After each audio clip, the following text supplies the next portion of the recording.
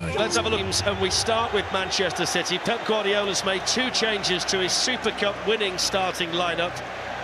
The goal scorer Cole Palmer and defender Nathan Ake dropped to the bench, replaced by Ruben Dias and Julian Alvarez. It's the first time we've seen Dias in the Premier League this season. John Stones and Kevin De Bruyne injured. Bernardo Silva is also still out. 9 of this 11 played the whole match in Greece in midweek.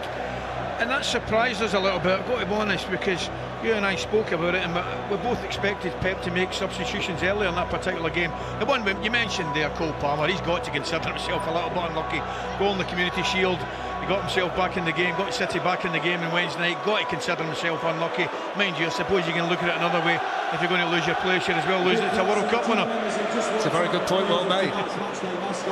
So no surprise that Newcastle are unchanged based on how impressive they were against Aston Villa. Sandro Tonali and Alexander Isak both scored last week, as did Callum Wilson and Harvey Barnes, who might feel unfortunate to only be on the bench again. Kieran Trippier started at Manchester City. He won an FA Youth Cup 15 years ago with them, and he's the captain tonight.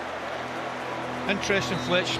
Speaking about it before the game, you know, we mentioned Palmer been a little unlucky. Wilson and Barnes coming off the bench against Villa both scored. Isak looked very, very impressive. You and I spoke about his second finish in particular. The one thing that Newcastle will have to compete in all levels is a far stronger and bigger squad. They look as though they're on the way to getting that. They had a brilliant start last week. I don't think anybody, even the most confident Newcastle fan, would have fancied 5-1, but 5-1 it was, and well deserved. And it certainly whetted the appetite among the Toon Army for what might be in Hilton.